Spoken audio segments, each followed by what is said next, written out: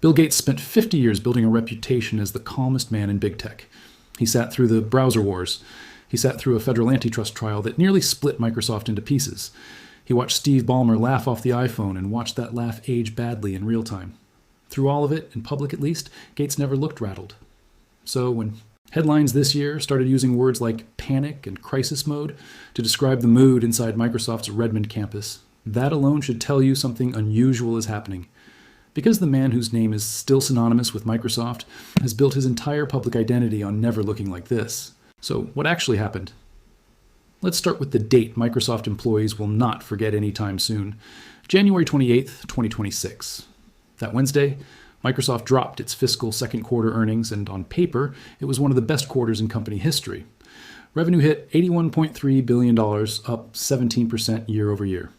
Earnings per share landed at $4.14, comfortably beating the roughly $3.93 to $3.97 Wall Street had modeled. Microsoft Cloud crossed $50 billion in quarterly revenue for the very first time ever. Net income jumped 60%. By almost every traditional measure, Satya Nadella had just delivered a knockout quarter, and the stock cratered anyway. Shares fell roughly 10% by Thursday's open, wiping out approximately $357 billion in market value in a single session, according to earnings coverage from CNBC and Investing.com. That's the largest single-day dollar loss in Microsoft's history, and one of the largest in the history of the American stock market. Period. Not because Microsoft missed, because of what was hiding underneath the headline numbers. Here's the detail that should stop you in your tracks. Microsoft's capital expenditure for that single quarter hit $37.5 billion, up 66% from the year before, and roughly $3 billion above what analysts were expecting. CFO Amy Hood confirmed the company is on pace for close to $100 billion in capex for the full fiscal year, most of it pouring into GPUs and data center. Hardware with a useful life of maybe 6 years before it's obsolete. Meanwhile, Azure, the engine that's supposed to justify all that spending, grew only 39%, missing the roughly 39.4% to 40% growth the market had already priced in. When you're burning 9 figures a month building AI infrastructure, missing growth expectations by even a point is enough to trigger a full-blown investor stampede. Then, 6 weeks later, the other shoe dropped, and it had Elon Musk's name written all over it. On March 11th, 2026, Musk stood up and unveiled something he had quietly filed a trademark for back in August 2025. He called it Macrohard, or Digital Optimus. And no, that name is not a typo, and no, it is not subtle. In Musk's own words, posted directly to X that day. In principle, it is capable of emulating the function of entire companies. That is why the program is called Macrohard, a funny reference to Microsoft. The system, built as a joint venture between Tesla and xAI following Tesla's roughly $2 billion investment into the AI startup, pairs xAI's Grok model acting as what Musk called a master conductor, with a Tesla-built AI agent capable of watching a computer screen in real time and executing keyboard and mouse actions, essentially attempting to simulate an entire white-collar workforce with software. The timing was almost cinematic. Microsoft had just posted the worst trading day of its public life, and here comes the world's richest man naming a project after your company as a joke, then explaining in public exactly why the joke works, because a software company doesn't manufacture anything physical, which means, in theory, an AI system good enough could simulate the entire operation. No factories, no hardware. Just the org chart of a trillion-dollar company replicated by an algorithm. Now, before you assume this story ends with Microsoft in ruins, you need to know what's happened since, because the Macrohard saga has not gone the way the headlines in March suggested it would, and if you only watch the launch clip, you're missing half the story. Business Insider reported in late March that the Macrohard project had actually stalled, hit by leadership. Turnover, a paused data collection effort involving over 600 contractors, and a wave of departures that saw 9 of xAI's original 11 co-founders leave the company since 2024, according to Fortune's reporting. Toby Pollan, the executive Musk had put in charge of Macrohard, left the company within weeks of taking the job. So here's where we actually stand. A $1 trillion company just had its worst trading day in modern history over legitimate financial red flags. And the rival project, built specifically to exploit that moment, stumbled almost as fast as it launched. That's not the ending anyone predicted in March. And it's exactly why this story deserves a real second look instead of a 5-second headline.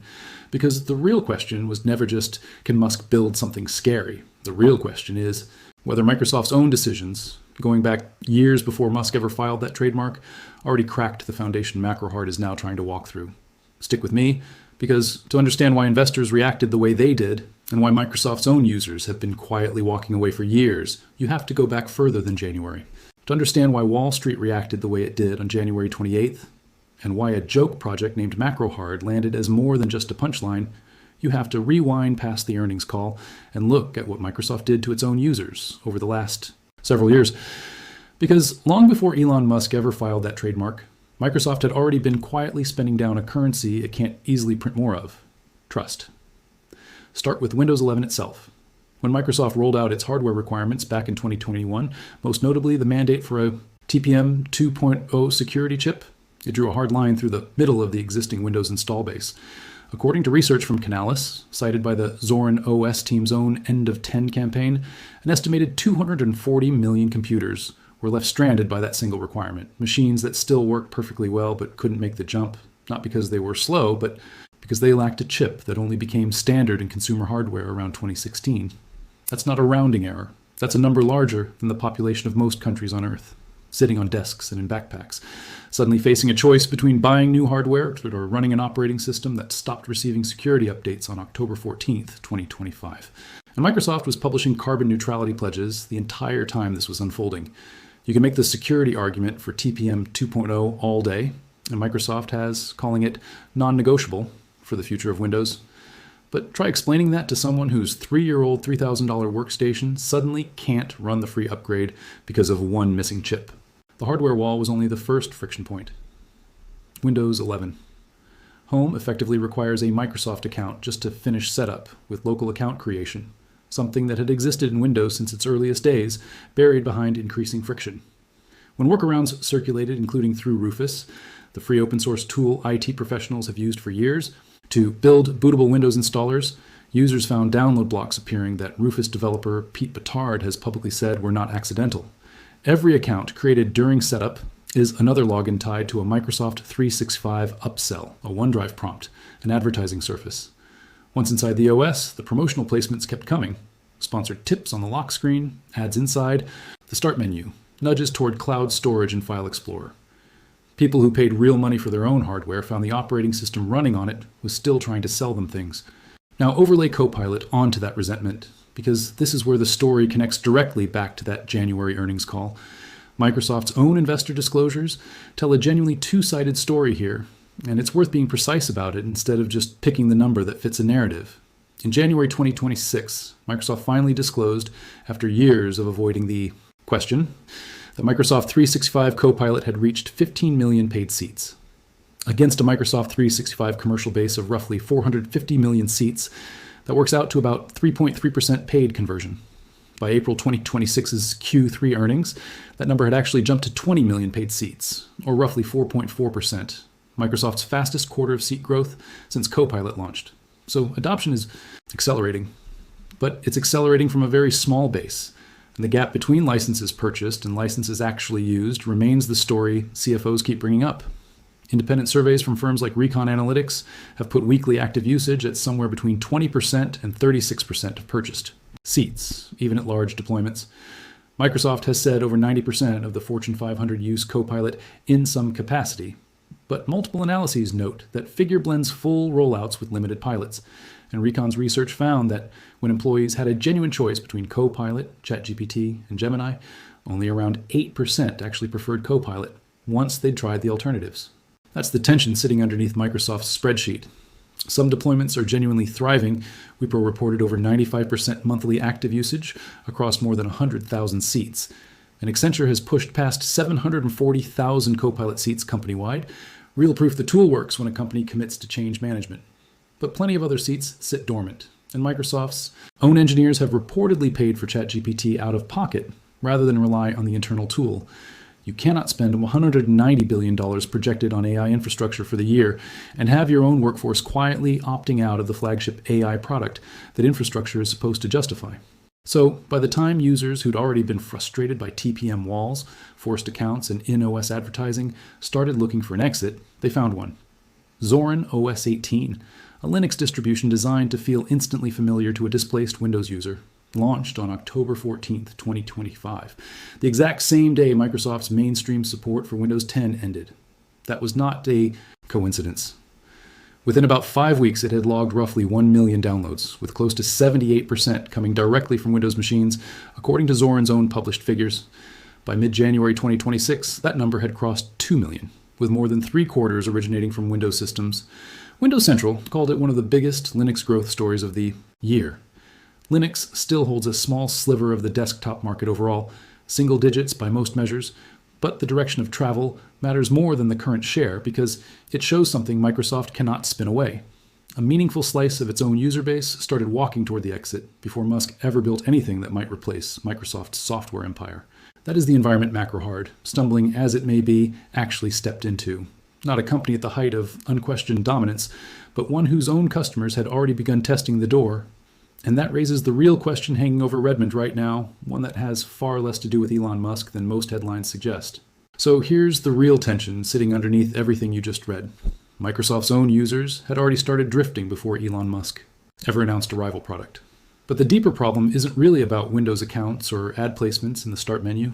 It's about a much bigger question that's playing out across the entire American economy right now. One Microsoft happens to sit at the center of. What happens to the workforce once companies decide AI is good enough to replace people instead of just helping them? The numbers here are genuinely striking, and they don't come from any single source with an axe to grind. Outplacement firm Challenger, Gray, and Christmas has tracked AI as the single leading reason U.S. employers cite for job cuts for 3 straight months. As of mid-2026, with roughly 8,700 AI-attributed layoffs announced in just the first 5 months of the year, up from about 55,000 for all of 2025 combined, in May alone, American employers announced. So let's finally circle back to the man whose name is in the video title, Bill Gates. Because if you were expecting this story to end with some leaked memo of Gates panicking behind closed doors, that's not what the record actually shows, and it's worth being honest about that instead of manufacturing a moment that never happened. Gates stepped back from Microsoft's day-to-day operations over a decade ago. Satya Nadella has run the company since 2014, and it's Nadella, not Gates, who's actually been standing in front of analysts explaining a $190 billion capital expenditure plan and defending Azure's growth rate on quarterly calls. Gates hasn't issued some dramatic public statement about Macrohard, and there's no solid evidence he ever will, because reacting publicly to a rival's marketing stunt has never really been his style, even during moments that were objectively far more threatening to Microsoft than a name Elon Musk trademarked as a joke. But here's what's actually true, and it's arguably a more interesting story than a fabricated meltdown.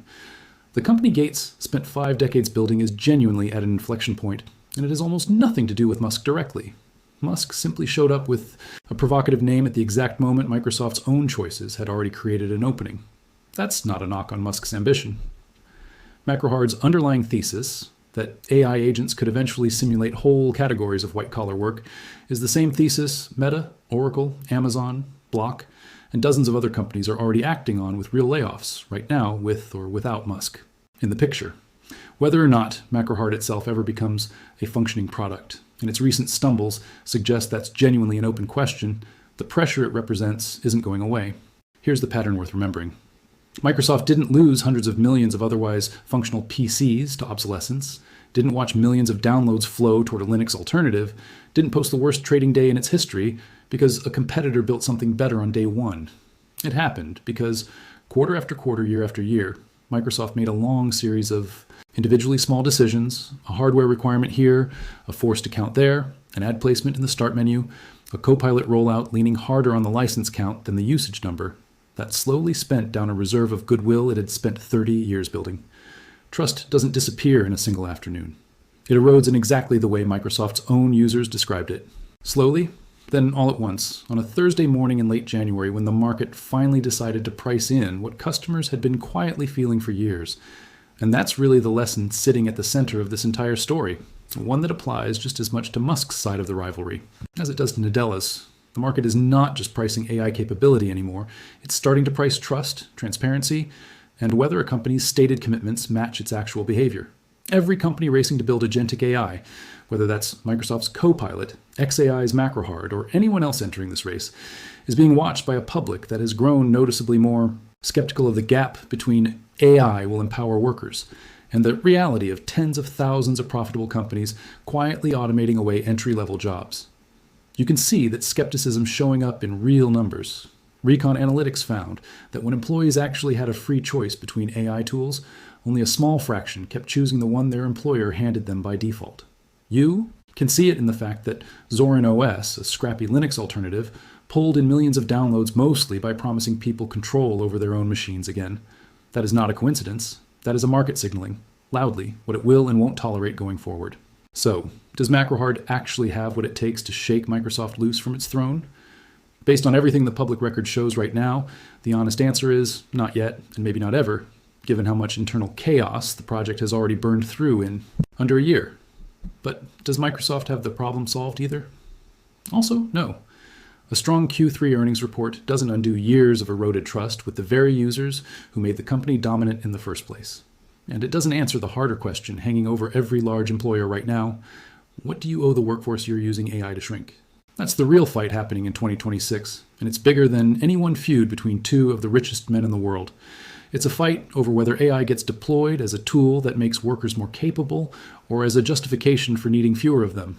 Companies that get that balance right are going to build the kind of durable trust that took Microsoft 30 years to earn the first time around. Companies that get it wrong are going to keep discovering, the way Microsoft discovered on January 28th, that you can beat every analyst estimate on the spreadsheet and still watch the market walk away from you in an afternoon. So here's the real question I want to leave you with, and I genuinely want to know where you land on it. Is what's happening between Microsoft and Macrohard actually about who builds the better AI system? Or is it about which company, if any, still remembers that it needs actual human trust to survive the next decade? Drop your take in the comments. Tell me which side of this you're watching more closely. And if this breakdown helped you actually understand what's happening underneath the headlines instead of just the clickbait version, share it with someone who needs the full picture. Hit subscribe and turn on notifications, because this rivalry is nowhere near finished, and the next earnings call could rewrite this entire story again.